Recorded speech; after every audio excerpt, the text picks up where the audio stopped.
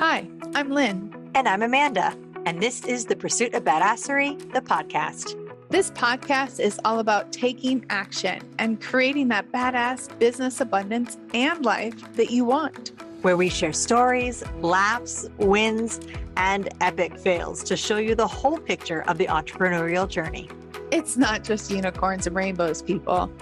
Jump on and follow us through this raw and witty roller coaster, where we get down and dirty and go behind the scenes of life and entrepreneurship. Get on it, get over it, and get after it.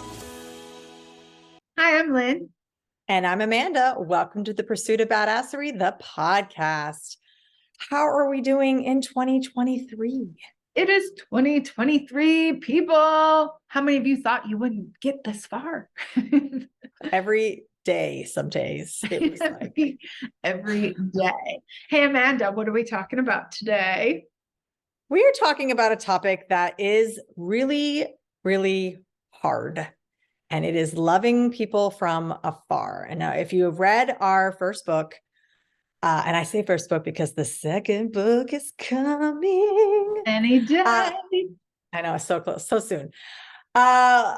If you've read the first book that you wrote an entire chapter on loving them from afar. And it really is a hard concept for a lot of people, particularly if you are a people person, if you are a people pleaser, if you have these relationships that are toxic or maybe are borderline toxic, or like there's just toxic-ish parts and you hold on to these relationships. Or, like for me, I moved around my entire life. I never lived anywhere longer than 6 months, maybe 2 years to certain places. And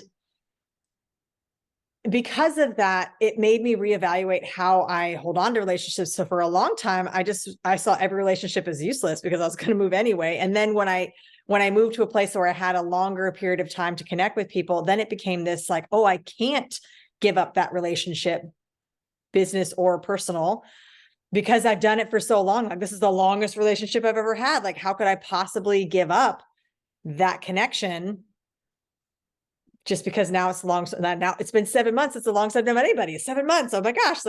So I think there's a lot to be said about the reasons that people hold on to negative and positive relationships. And again, this is not just personal or physical or, romantic. Like it's a business relationships as well. And there's a lot to be said about why you hold on to relationships and then knowing when to cut your losses and cut somebody out of your life. And that is a really difficult thing for a lot of people to do.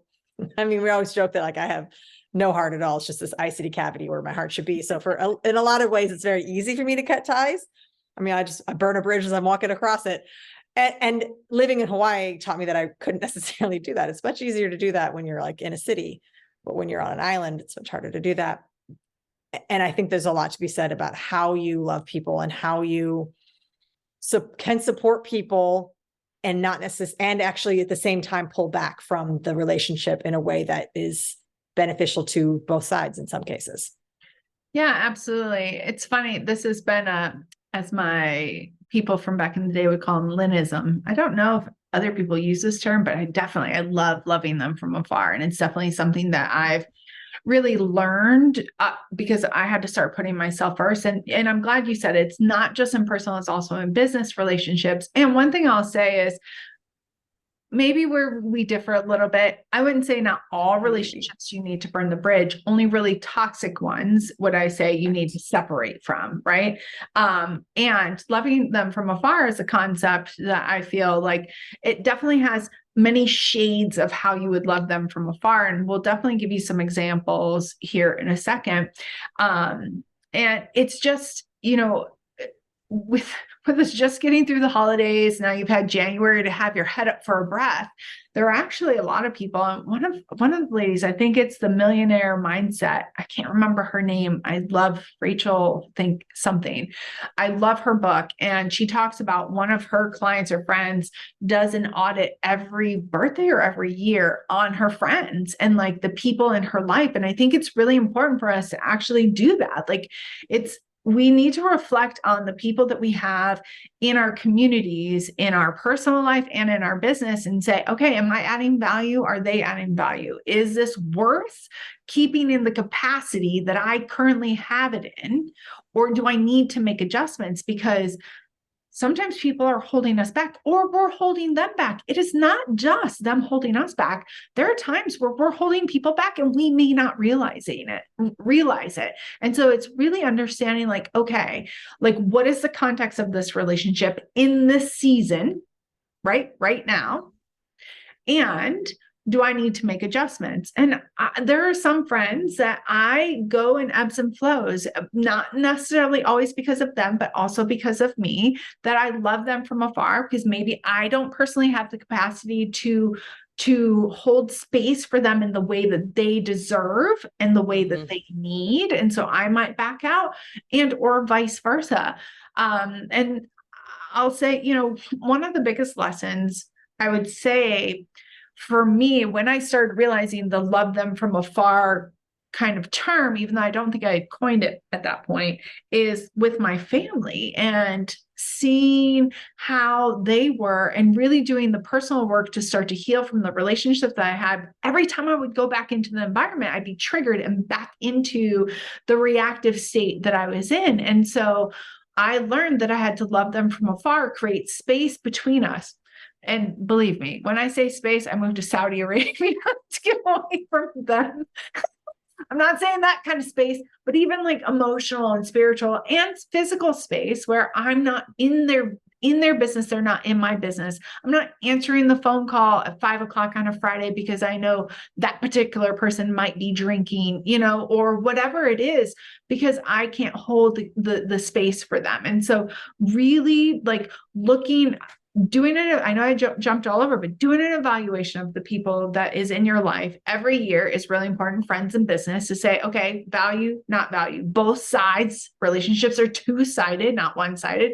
If it is one-sided and you're at fault, or I wouldn't say at fault, but you're the one who's maybe not holding up your end of the friendship, if you would, have a conversation with them. Some people I have a conversation with and say, listen, I need to back away right now because of this, or I don't have the space. I have this one girlfriend and I love her. And she always, especially when she's going through stuff, she is aware enough that she will call me and she'll say, do you have the space, or do you have the capacity to listen to something really quickly? And she honors when I say no. And it's also like the dynamic of our relationship, and we can speak in those terms. However, anybody can speak that way, but really, like, doing an evaluation, seeing what's positive, what's negative, what's adding, what's devaluing, and making the adjustments that you need to adjust. And if it's a really, really close relationship that you're in, I'm not talking about kids, I'm talking about maybe a partner. Kids, that's a different story. But with a partner, maybe you need to reevaluate how you're engaging with that particular partner, if you're married or whatnot, because if you are feeling like there's not adding value and you might need to love them from afar, I'm definitely, the closer you are to them, the more I suggest for you to have a conversation with them first, unless it's extremely toxic or it's abusive or whatever, like, then kick rocks, like, get out. That's not what I'm saying. However, sometimes we've created these not sometimes we create dynamics between us, and we have to, like, have conversation to relearn that dance. But loving them from afar is many different layers, and it's just really important to do with evaluating to see who we need to love from afar and why, and what we can do to heal from it. Yes. And it's not permanent. No, it's not like loving from, and I have an example. I have a very, a good friend who I also had a working relationship with. And at one point in our relationship, and again, it was work and friend, it became very clear that we weren't good for each other we just were butting heads, and we were doing a lot of passive aggressive behaviors, and we were trying to save this friendship because of this work relationship. And we actually had a conversation where, and I was the one who literally was like, I need to step back. Like, if we're going to save this friendship and save this business deal and, like, be tolerable, I need to step back. And I did. I mean, we literally, it's not that we didn't talk for a year or 2 years almost. It was just, it was very limited and very specific to the work environment, specific to the tasks that had to be done.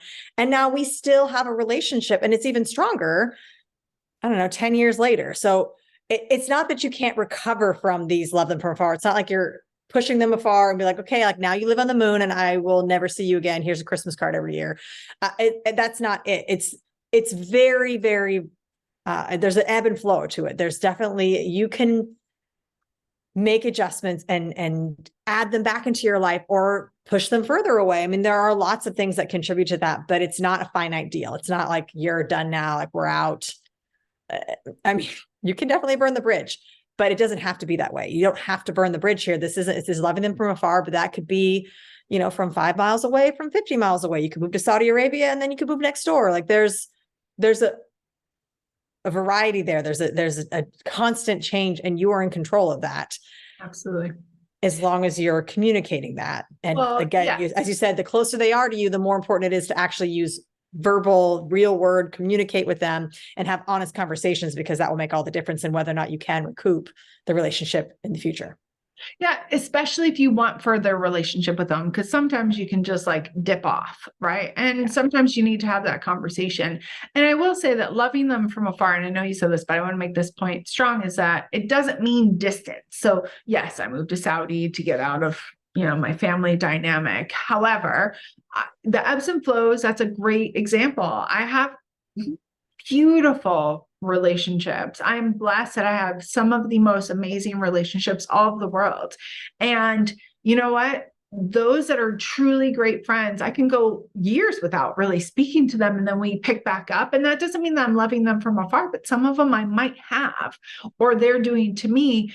And it's, but it's also those that I'm like, see every day or can contact every day. And sometimes I just don't have the capacity. So I don't text as much, or I don't initiate, or I don't agree to go somewhere or agree to do something with them for a little while, because I need a little bit of space because of that dynamic, because of because I want to be a good friend. I don't want to show up, this particular one that I'm thinking of, I don't want to show up and be bitchy or short, or I want to save our friendship. And so it is this ebb and flow of, you know, of even the time or the energy that I'm putting in there. So it's not always, so it's literal and figurative loving them from afar, if that makes sense. I just really want to make sure that's clear. Amanda, I cannot believe we are already at time. We're always already at time. Like we should just talk for 7 years. How quick these go. So what are some things that you would say, like some final action or even like recap about loving them from afar? So for me, when I'm trying to identify whether or not I need to get rid of a relationship, again, business or personal, it comes down to my initial gut feeling around a contract or a person, or like when I get a text, do I instantly kind of cringe? Do I wait to look at the text like 24 hours later?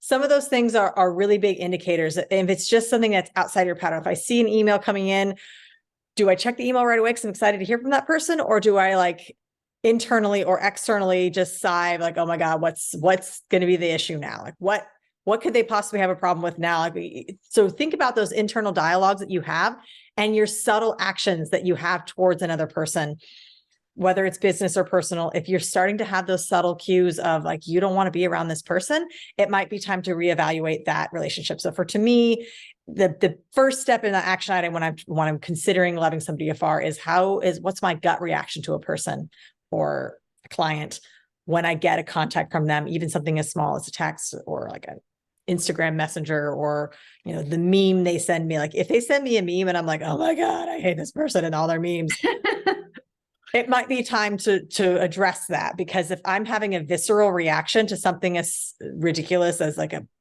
comedic relief, which is supposed to be comedic relief, it's time to reassess something. So really listening to your gut and making those initial decisions based on how they make you feel on a visceral, just basic level.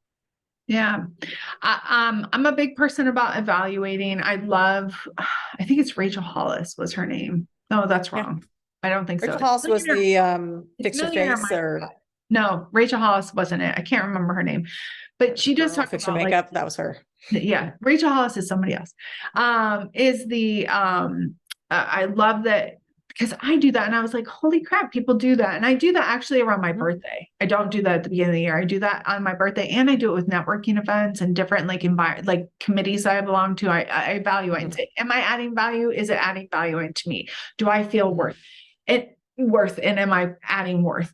And I'd say definitely evaluate your friends because even if they mean well, I can tell you you're probably holding people back and or people are holding you back. Or you're just like, it's not the stage of life and relationship that you guys need to be like together all the time. And maybe you need to reevaluate on how you are engaging and interacting with them. Just do the evaluation. That in itself, and again, it's two-sided. Are you adding value and or are and by the way, for those of you who really love communicating, even though this might be very difficult, especially with your higher level people, actually have a conversation with them. Like say, you know what? I want to make sure I'm adding value to you. And I want to talk about the value that you're adding to my life. Like, and it doesn't mean that if you guys stop hanging out all the time, that you love each other less. Again, I have a few girlfriends. I love them. One in particular, I'm thinking of like, we really get each other. And there are times because of the way my mind is and the way I do things that are very different than the way she does things, that I need space. And she respects that and vice versa. I know. And however, that's the type of friend that like, if she called, I'm there in the middle of the night because it's not toxic. Right. So I understand that I love this woman so much. I mean, I have many of those girlfriends. And when I'm in my ebb, I would say, and I'm like taking space for myself, like I'll either have that conversation with them. So identifying, I'm babbling, identifying that and understanding like when you need your own ebb and flow, especially with those really good relationships, because you don't need to have conversations with all of them. And then with those that are a bit more that you might need distance, physical distance, but like family members. I mean, really, like I love my family and I don't have to be all up in their business. I can love them from afar and know that, you know, there are certain things that they can come and it's all about boundaries too. Like the loving from afar, we didn't even bring that up until now is like, then I would say the other action items should start to create the boundaries around the relationships because even unconditional love, I'm sorry, you still need to have some boundaries. I know that might be an oxymoron. However, in my book, it's not like learning to love people from afar and setting those boundaries will help create better sanity for both of you and to get things out of a toxic kind of rat race or hamster wheel. So, yes, absolutely. I mean, and you teach people how to treat you. I mean, we talk about boundaries and unconditional love. I mean, let's give you a very obvious example. I love my toddler, but I don't love it when he hits me. So like you set up the boundary to teach them how to treat you. And obviously that's, I mean, duh, nobody wants to be smacked around by a 4-year-old or by anybody, let's be honest. But that's an example of how that works. So you've got to teach people how to treat you. And that comes with setting up those boundaries. That comes with loving people from afar or bringing people closer if you need to. And that's something you have to evaluate for yourself with each relationship as it comes up. Absolutely. And I do want to throw this in just because we are entrepreneurs. We talk a lot about entrepreneur and this seemed very personal. However, I do want to throw one last thing in is like and I'm doing the air quotes, but for those of you listening to the podcast, you don't see my air quotes. So, but I know you felt it, love. It might be like the relationship that you need in a business, like understanding that dynamic, and you might need to separate.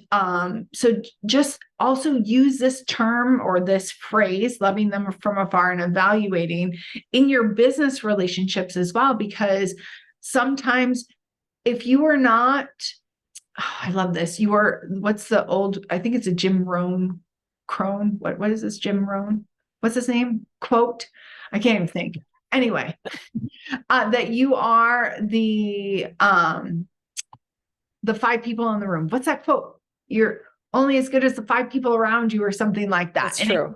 you have, see, this is why I should end it when we were supposed to end.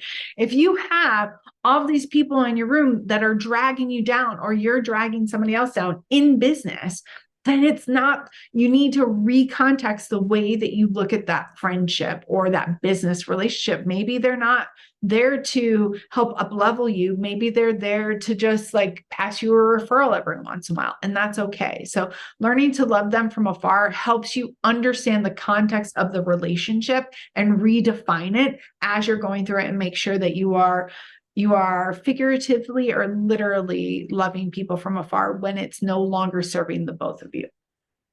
Yes. Okay. And I think it is Jim Rohn. And it's like, you're the average of the 5 people in the room. Something like that. Whew. All right. You know what? I'll put it in the show notes. Is it? I'll put it in I'll put it in the show notes so that we don't feel like we have no idea. Yes. So here's to a great 2023, surrounding yourself with people who are going to inspire, uplift you, and support you the way that you deserve, and vice versa, that you are doing the same for those, and making 2023 your best year yet. So, Amanda, get after it. All right. See you on the next podcast. All right, everyone. It's not enough to just listen. Now you've got to put it into action. We are so excited to see what you do next. If you enjoyed our show, please leave us a review on iTunes. And to find out more about what we're doing, visit us at thepursuitofbadasserie.com.